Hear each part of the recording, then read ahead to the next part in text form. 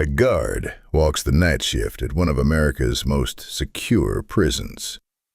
His flashlight beam cuts through the silence, bouncing off steel bars and cold concrete.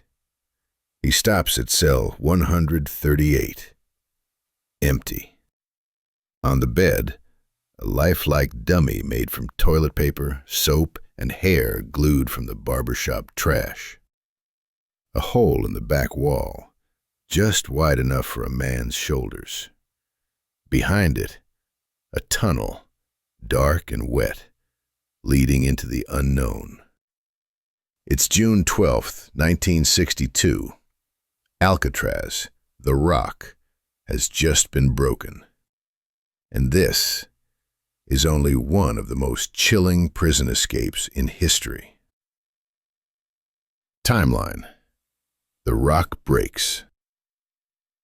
Alcatraz was designed to be inescapable.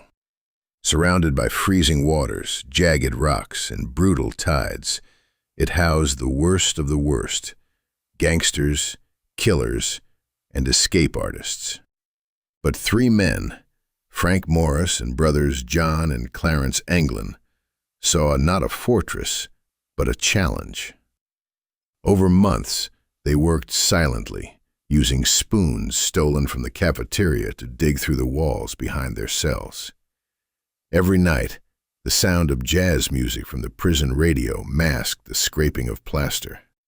They created fake ventilation grills from cardboard and painted them to match the walls.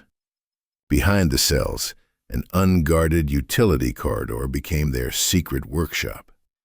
There, they built a raft from 50 stolen raincoats and life vests glued with homemade adhesive from toothpaste and cement dust. They even crafted dummies to fool the guards, soap for skin, real human hair from the barbershop, and painted papier-mâché heads that looked eerily lifelike. On the night of June 11th, 1962, they made their move. They crawled through the holes, scaled a 30-foot wall, and slipped into the frigid waters of San Francisco Bay. By morning, the beds were still occupied, or so it seemed, until a guard reached out and his hand sank into paper and soap. The alarm blared. The rock had fallen silent, but the world was listening. The FBI scoured every inch of the bay.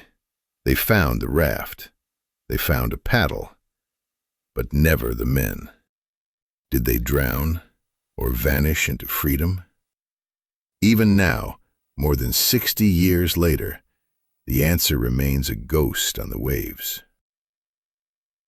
Case 2. The tunnel below Berlin. Our next escape wasn't from a prison, but an entire country. Berlin, 1962. The Cold War had sliced the city in two, east and west, with a concrete wall of barbed wire and armed guards. To cross meant death. But in a small bakery near Bernauer Strasse, a group of students from West Berlin began digging. Their mission? To rescue friends trapped on the other side. They worked in secret, at night, using picks, shovels, and buckets. For 4 months, they dug through cold, damp soil, 40 feet long, deep enough to avoid East German patrols, silent enough not to alert the Stasi. They called it Tunnel 57 for the number of people they hoped to save. On October 3rd, 1964, the tunnel broke through to the east. Word spread in whispers. Families gathered in dark basements, waiting for a knock that meant freedom. One by one, 57 men, women, and children crawled through the narrow passage, crawling beneath a nation's divide. But not everyone made it. Midway through the rescue, East German guards discovered the tunnel. Gunfire erupted. One man, a student named Reinhard Führer, was nearly caught, but managed to escape as the tunnel flooded behind him. He later became an astronaut, one of the few to literally go from underground to the stars.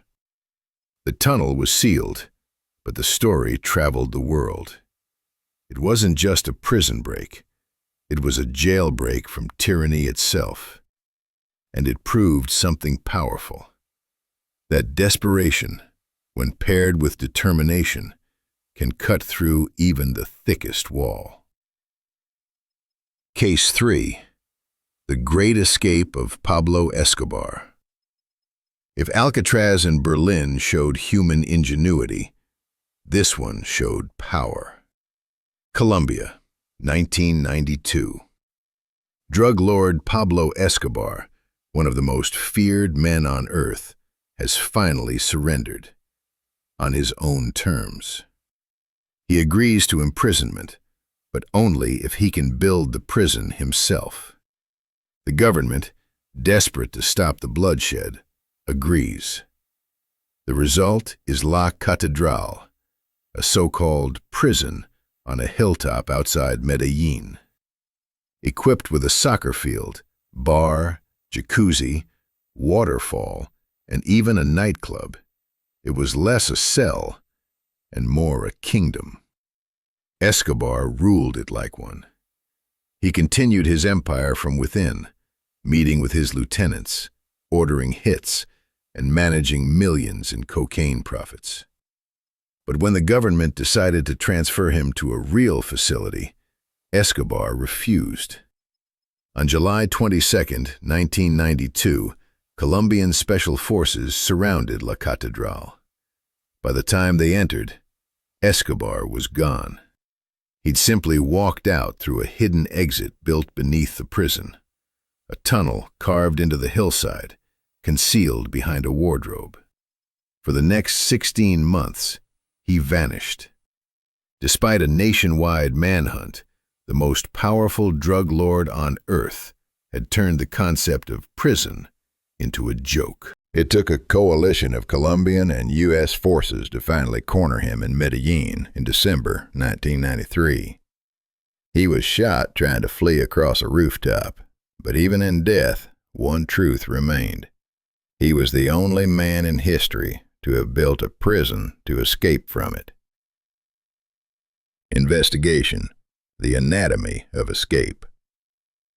What links these stories from a fortress island, a divided city, and a narco's paradise isn't just ingenuity, it's psychology. Every prison escape is a war of the mind, patience against fear, obsession against despair. In Alcatraz, investigators found detailed notes, tools, and blueprints. The men had spent months studying guard rotations, water temperatures, and wind speeds. Their discipline rivaled that of soldiers. In Berlin, the diggers kept daily logs of soil type and oxygen levels and used stolen telephone wire to create lights underground. Each decision was rational, not reckless, a hallmark of the planner personality. And Escobar? He understood systems, how to manipulate, buy, or bend them. His prison wasn't an escape in progress. It was a negotiation with power. Psychologists who studied escapees found a common pattern: control deprivation. In prison, every moment is dictated: meals, movements, light, sound. For some minds, that loss of agency becomes intolerable. They begin to obsess, not with leaving, but with outsmarting the system. It's not just freedom they crave, it's victory. Aftermath: The legends they left. Each of these escapes changed history. After Alcatraz, the prison closed within a year. Officials admitted that if Morris and the Anglin brothers could break out, the island was no longer secure. Decades later, the FBI received a letter allegedly written by one of the Anglin brothers. "My name is John Anglin. I escaped from Alcatraz in June 1962. I'm 83 years old and sick. I want medical help before I die. Whether it was real or not, the mystery endures, and the rock's reputation, once unbreakable, remains forever cracked. In Berlin, the tunnelers became symbols of resistance. Their escape inspired films, books, and even new attempts. For years, the East German regime tried to erase their story, but you can't bury hope forever. And Escobar's prison became a monument to corruption. After his escape, Colombia reformed its justice system, limiting negotiations with criminals. Alcatraz still stands, now converted into a monastery, as if trying to purify the memory of what it once held. Psychological angle. Why they risk everything. To understand prison escapes, we have to confront something primal, the human need for control. Prison strips identity.